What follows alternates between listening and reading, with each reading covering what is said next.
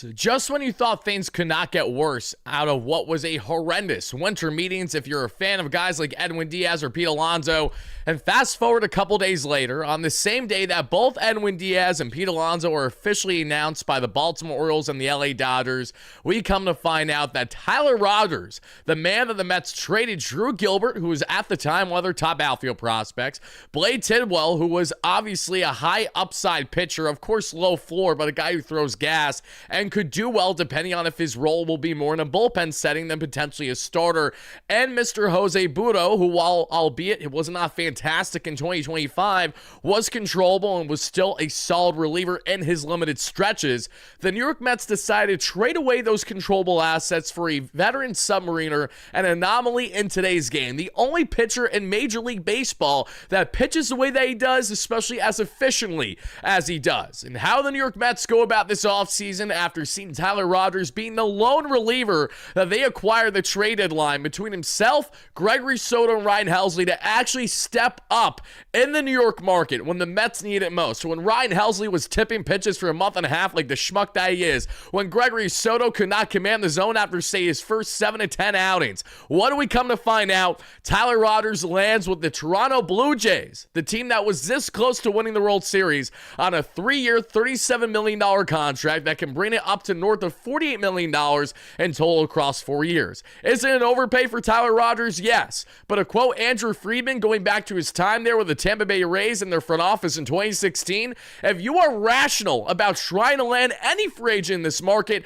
you will come at minimum there at third place, or I should say maximum, because for David Stearns, he is continuing to operate rationally, and you cannot do that when you are going after a player with the robust market. David Stearns just got lapped yet again in real time, being behind the 8 ball after supposedly putting in a reasonable offer, according to John Heyman here at the New York Post. We may find out shortly as to what exactly the Mets had to offer, but here's what lies the problem. The New York Mets have nothing to sell outside of dollars. They have no success. They have little to nothing under David Stearns. So if you were put in the shoes of Tyler Rogers, wouldn't you want to be a Toronto Blue Jay over the Mets 10 times out of 10? The only way to justify Tyler Rogers coming back to the New York Mets is for him to be overpaid beyond belief, meaning that the New York Mets and David Stearns would have had to go minimum this contract, if not obviously more, because you cannot approach this free agent market, these top talents, guys that are clearly some of the best available, and giving them the same contract offers or similar to what other top contending teams are doing when they have the track record. Yes, I understand the Toronto Blue Jays did not have much playoff success until this past year, but it does not change the fact that recency bias holds true for veteran relievers that are looking to win a championship. Tyler Rogers is entering his age 35 season. He's not going to be around forever. It is prime time not only for him to maximize his market after a tremendous year with the Giants and the Blue Jays, but and the Mets. Now it's going to be with the Blue Jays, but it is especially relevant knowing that this market is shaped up to benefit the teams that actually have recent success. The Mets have nothing to show. That's why Edwin Diaz, who said he contradicted himself in his opening remarks there at the presser to the Dodgers today, saying in their fan base and their media, saying, oh, it wasn't an easy decision. I was with the Mets for 7 years. And then he said with the Dodgers, it was an easy decision. So which one is it, Edwin? We know it was an easy decision. The Mets are schmucks. They're putrid. They're pond scum. We have nothing to offer you besides hospitality, an owner that has a willingness to spend, but now we have a president that is moving marginally, regardless of what the Mets may do. And I know they may have some big splashes in the works in the trade market. I know they may still sign a Pete Fairbanks, but what I don't know is what exactly they're going to do. So until they establish that, I am going to absolutely be fuming. Tyler Rogers has been quite literally, and you guys know this if you're followers of the platform, one of my favorite players in baseball for years and years on end. This goes well beyond him just being traded to the New York Mets. I've heavily admired his game for so many years with the San Francisco Giants. Why? Because of what I just said and why he just got a massive payday. You could say it's an overpay. It does not matter. When are you not going to overpay for top relievers in the market? Please enlighten me as to the last time that a team rationally landed a reliever that they didn't have to overpay on after coming off of a season with just under 80 effing innings and having a sub-2 ERA and being the most elite pitcher in baseball in ground ball percentage and walk percentage and everything that you want. You have to pony up the dough. The Mets are not the Blue Jays. They were not this close to winning a World Series this year. They didn't even make playoffs. Why is it so hard to comprehend for David Stearns? And yet here we are yet again. He can't get it through his thick skull that, oh my God, what do you mean I need to offer a little bit more than I'm comfortable with? I thought I could land guys at whatever I want. No, David, this is reality. And I understand I'm very high-headed right now. I understand I'm being very irrational. I completely understand that this is a turn off to a contingent of Mets fans. I apologize. I'm not necessarily trying to appease the masses here.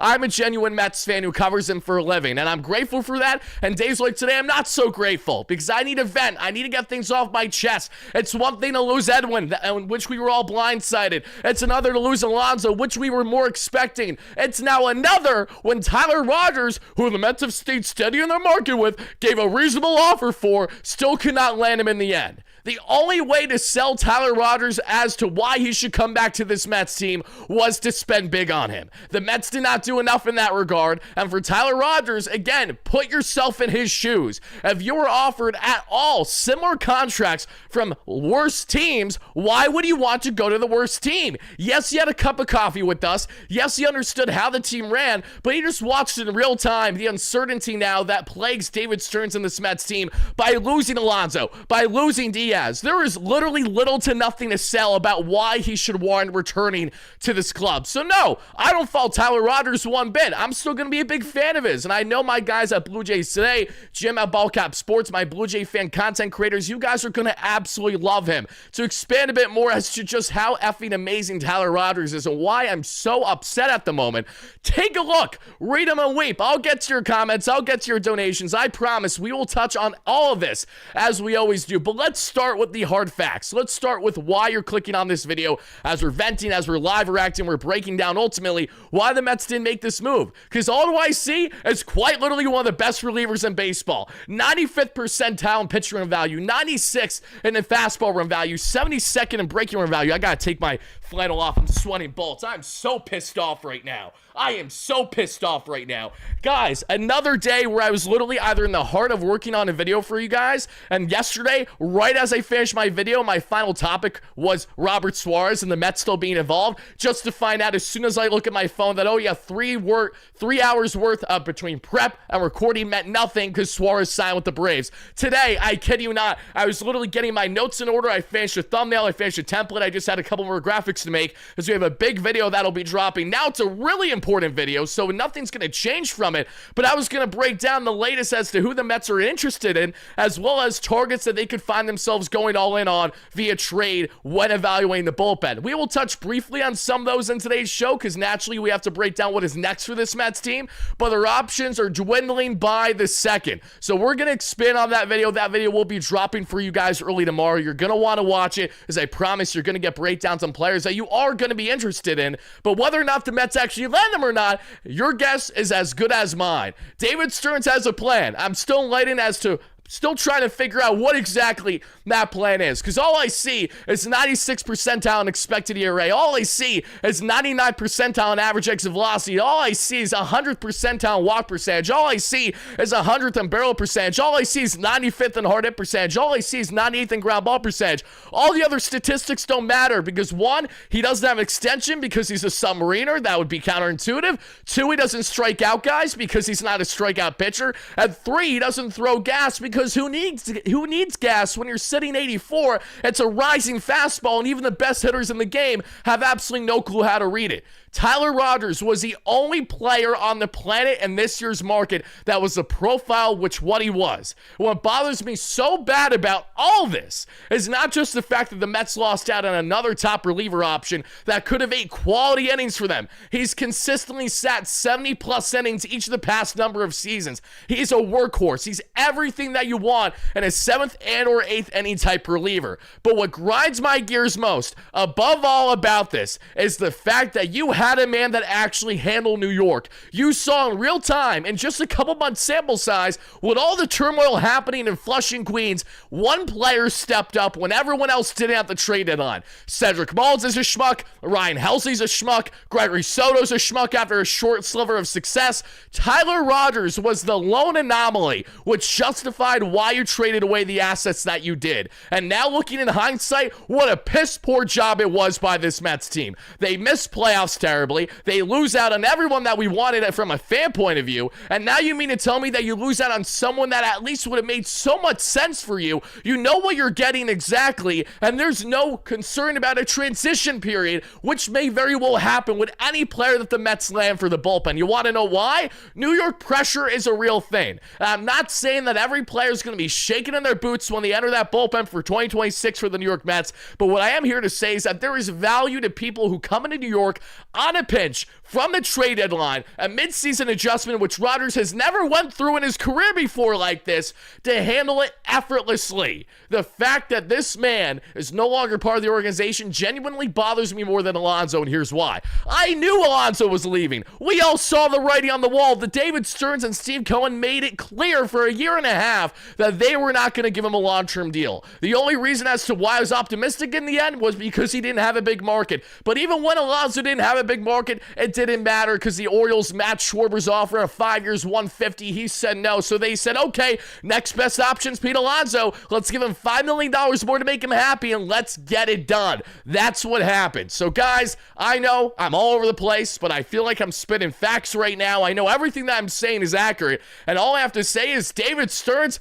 please, for the love of all that is holy, get your head straight out of your ass, because we are dying to see you prove us wrong. I asked everybody on X today through a poll the following. Mets fans, I need to hear from you guys loud and clear. What kind of Mets fan are you? Are you option A, which is a Mets fan that is actually in favor of David Stearns as long as he makes great moves for this roster for 2026?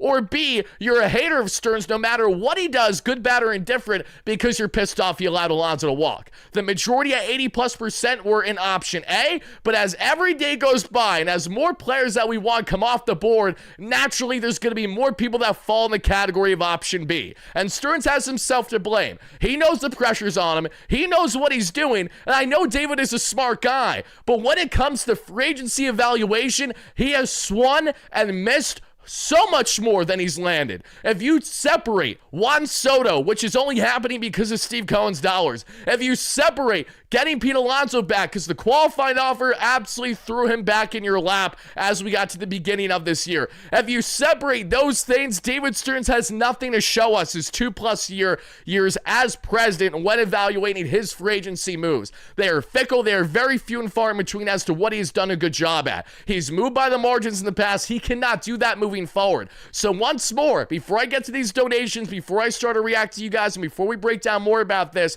David Stearns, you cannot act rational in a free agent market like this if you're actually serious about winning next year. And I'm not saying that you need to unload the dump truck for every top reliever out there. We have seen history repeat itself yearly. By spending big on relievers doesn't work out well. But here's the thing. Tyler Rogers has the track record, and he's proven it in multiple markets now. He has done this for a decade plus in his career. You know exactly what you're getting in him. This is very different than, say, landing a reliever coming off of a great breakout year, but was fickle the years prior. What are the Mets going to do? Sign a guy like Brad Keller with a 2 ERA this past year, dominating that we saw, but in doing so, look at his previous track record. Dog water. So you're taking a lot of risk by buying in a walk-year of a reliever if they say go down a hypothetical route like that instead of a clear certainty. This is what drives me up a wall. You had it right in front of you. Instead of going out and grabbing it, you said, oh yeah, we'll give you a reasonable offer that'll be relative to what your market is,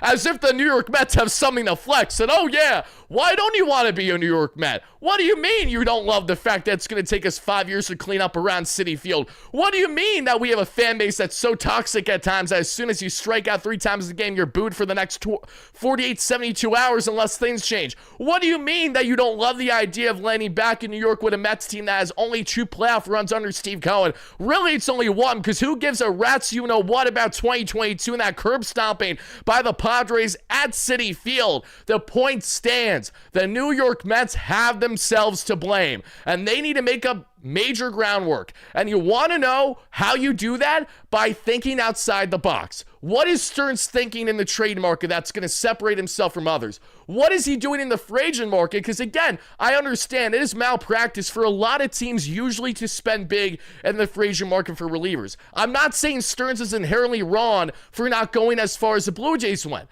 But what I'm trying to say is, if you actually put in a valiant effort for these relievers, which you appear to have done, you have to know better that you have to go another level up than what you were previously doing. This is common sense. We've known this for years. How did the Mets land their first players under Cohen if it wasn't trade? It was by overspending.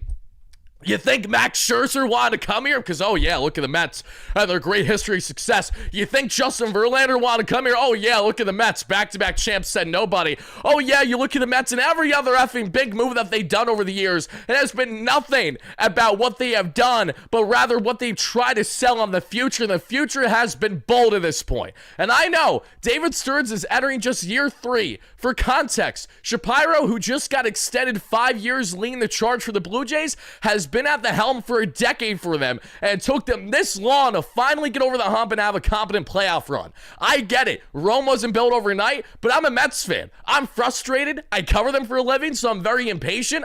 I want to see moves, and until we see these moves, I'm going to continue to let it rip the way that I am right now. Mets fans, let me know sincerely, a simple yes or no in the chat.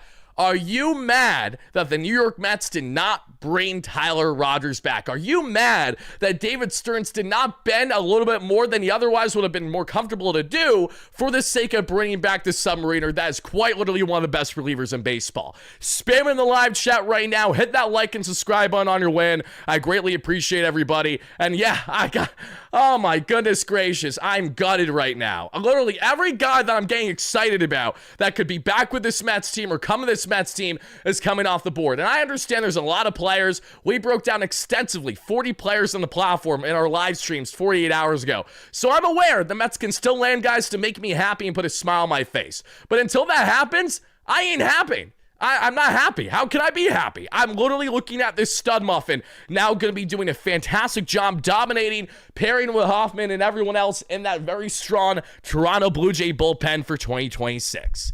Let's see. We have a solid contingent of people that are yes, that are very much frustrated. We have a solid contingent of people that are no. To people that are not upset, can you please explain to me what is it about this that doesn't bother you? Is it the fact that you really think it didn't make sense to spend as much as you should have spent him?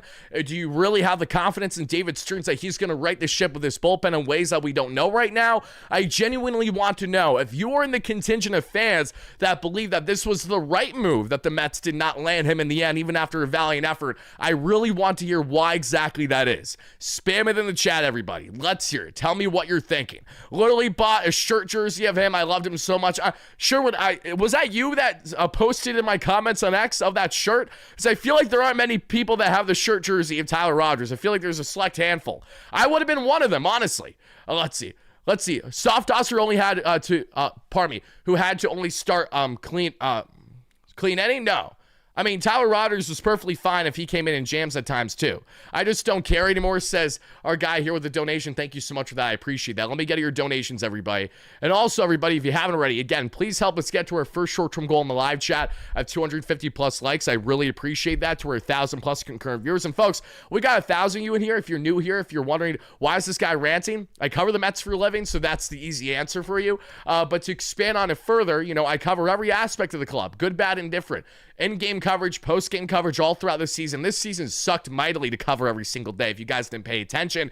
And, of course, every news, rumor, report, potential option for trader signing. We cover every aspect of it all. So if you guys enjoy that kind of content, please don't hesitate from hitting that like and subscribe button, because once we get to 37,000 subscribers and we're only a couple hundred subs away, we're giving away yet again another brand new Mets jersey to one lucky sub. So get involved. Our guy, thank you so much for the new membership. Let's see Sco in the chat 22. Thank you so much. I appreciate that a lot. Let's get into some of these comments, and then we got more to say here in Metsland. Oh, what a fantastic effing day to start my Friday evening. You know, there's nothing that I wanted more than quite literally one of my favorite relievers in all Major League Baseball to walk away from the New York Mets within mere seconds of them landing him. You know, there's nothing that I enjoy more. Can't you tell? Cue the effing sarcasm. Let's go up here just for a second, guys. Yoshima, thank you so much for becoming captain member. Love you, brother. Really appreciate you and that. Wardy, what the F are we doing? We need a signing of significance. I agree.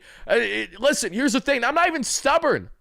David, I'll throw you a bone. You don't even need to sign guys of significance, but you got to trade for him. You got to do something here. And I know he's going to. I'm aware he's going to. But until he does it, my mind's running. Your mind's going to run as a fan, because you're going to come up with all these different conclusions as to, oh my God, the Mets really are in a full rebuild right now. I know a large contingent of you guys are under that belief. And quite frankly, regardless as to whether I think the term is right, if it's a retool or rebuild, it doesn't change the fact that every fan has the right to feel that way until proven otherwise. Until Stearns goes out this offseason and says, hey, this is why you shouldn't write us off. Hey, this is why you got to calm down. This is just the calm before the storm for us. Whatever the case may be, we need answers. We need to hear from David. We need a lot of things right now. What I need is this man back on the Mets. I'm so pissed off that he's not a New York Met right now.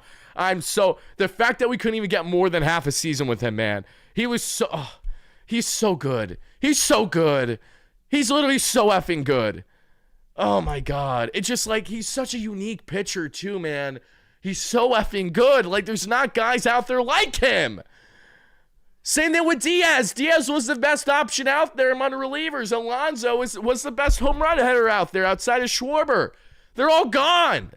What are you going to do? Trade for Tatis to make me happy? I doubt it.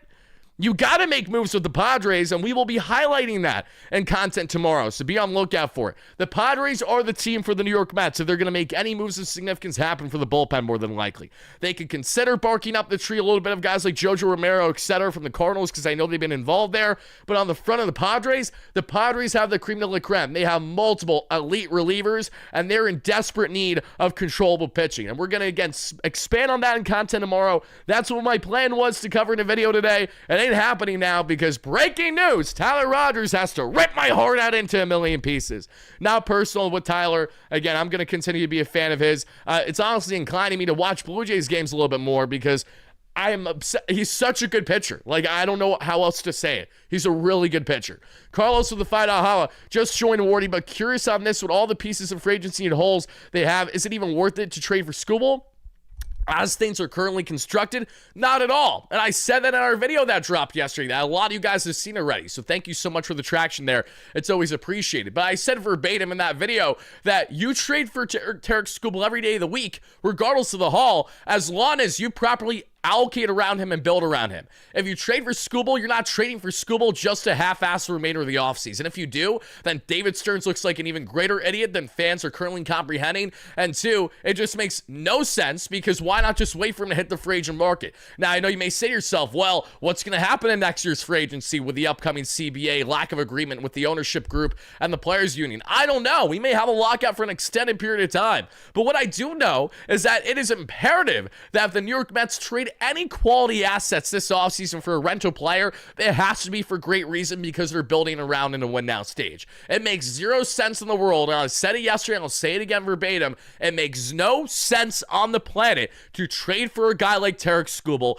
to give up your top 4 or 5 plus assets in your farm just to move marginally around him. Because then what's going to happen? You may make playoffs, you will not win a World Series, and then yes, you can still go all in on trying to bring Skubal back, and I wouldn't fault the Mets if they actually sign him because that's where Steve would pony up the dough. I wouldn't be concerned there, but the point still stands. You're still risking that when there's not a certainty, and on top of it all, if you do not win a chip in your first year with trading for Tarik Skubal, you could rightfully argue there's no point in trading for him, or at least you should be building to put yourself in a position where on paper, yeah, this team isn't as good as the Dodgers, but they have enough pieces to the puzzle to justify why they're going to have a valiant run and why they may surprise people, and why they may very well give the Dodgers a greater run for their money than they did in 6 games with thanks to Mr. OMG and Lindor and the 2026 NLCS. So that's where I stand on the Skubal front. I love him, I want him,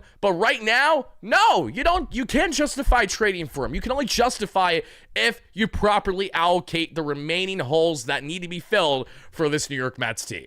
Thank you so much, Z, with the $10 holla. So demands a trade at Sacramento A's. Who says no? Thank you so much for the donation. I appreciate that. I want to believe in Stearns, but I can't right now. Yoshiba, here's the thing. Every fan has every right to not believe in David Stearns right now. This is the point of the offseason. That's why it's such a blessing and a curse. When things go right for you, when you're the team to make all the signings, you're feeling electric, you're feeling great. And listen, what have the Mets done by winning the offseason over the years?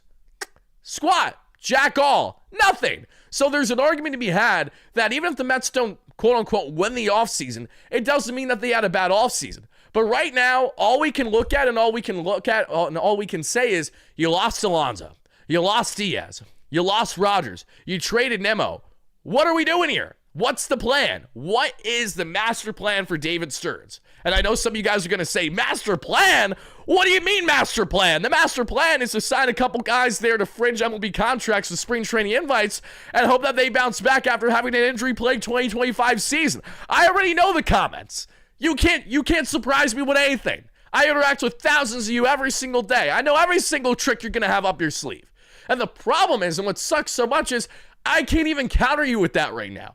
I can't sit here and try to be what I've done in the past in the first half of last year, which was defending Stearns until there was no way around it that I couldn't justify it anymore. I could for a bit. I couldn't once we got to the point of everyone and their mother being injured in the rotation and not either A, calling up your top prospects, or B, being aggressive ahead of time in the trade market. And yes, I know guys weren't available unless it was for a King's ransom, but by God, you still had a window with this core group and you wasted it. That is what drives me up a wall. What drives me up a wall is that the Mets had a rotation that had more questions than answers entering last season, and David Stearns looked at that and thought that we can handle it internally and not call up our top prospect, Noel McLean, until after the trade deadline by a solid stretch. Like, literally, it was incompetence. It was by sitting on their hands. It was malpractice from when an ownership group to the front office to the president should be more proactive than they otherwise were. I'm going to stand on that. I've said it before and I'll say it again. That's what pisses me off most about David Stearns. Because if he did not move marginally, if he actually didn't sit on his hands, if he made some drastic moves, even if we were upset about the assets giving up,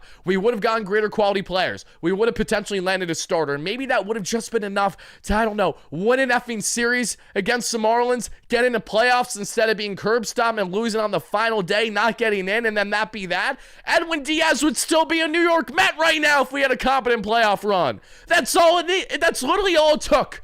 All it took was a competent playoff run. And I promise you Diaz would have been back. We're never going to know it now, obviously. But it goes without saying. Edwin just wanted continued success. What did the Mets give him? Jack all. That's what we got. He stayed the same. He dominated, but the Mets did nothing to sway him to say, oh, why should he return outside of giving him a really nice-looking contract? It's more than money, especially for guys like Diaz, who already got the record-breaking deal after the 2022 season. It now comes down to not only getting a nice contract, but as soon as he got what he was looking for from all teams, as soon as the Dodgers entered that reign, nothing else mattered. And why would it? If you're Diaz, you're taking the Dodgers every single day of the week and twice on Sundays. It's just normal. Like, you can't fault him. He's a snake, but you can't fault him. Mikey, thank you for the donation. Let's see here. Stearns is so arrogant with these negotiations from my perspective. Why would agents even entertain them? How are trades the answer after how poorly their trade market has been since Cohen got here? The reason why trades are the answer, in my opinion, is because the Mets have a deeper farm than they've ever had under the Cohen regime. Trades have to be the answer for the New York Mets, not only for controllable talent, but potentially rental talent like someone like Tarek Skubal. Because the free agent market, and this is something that you guys don't want to hear, but it's clearly a fact after losing out on Rodgers and others, is that David Stearns has a very hard line in the sand as to what he's willing versus not willing to do to spend for guys. He's more than likely not going to give anyone a long-term contract, with potentially the exception of Kyle Tucker. But Cody Bellinger, I honestly think is very much in the cards, but more so in the cards on a 5-year contract. I don't think Stearns is even sniffing 6. If he gets 6 or 7 years from a different team, I do not anticipate Cody Bellinger to be a New York Met next year. And you could say that's justified. My reaction is, I want good players here that can handle the New York market. he checks off those boxes, and he checks off every effing box under the sun as to being a great defensively valued player.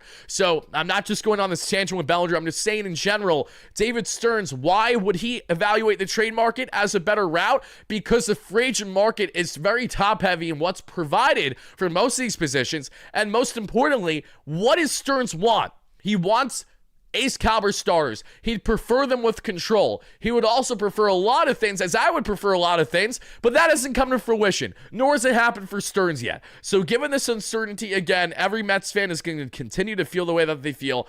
I too will continue to find myself in that category. So, oh my God.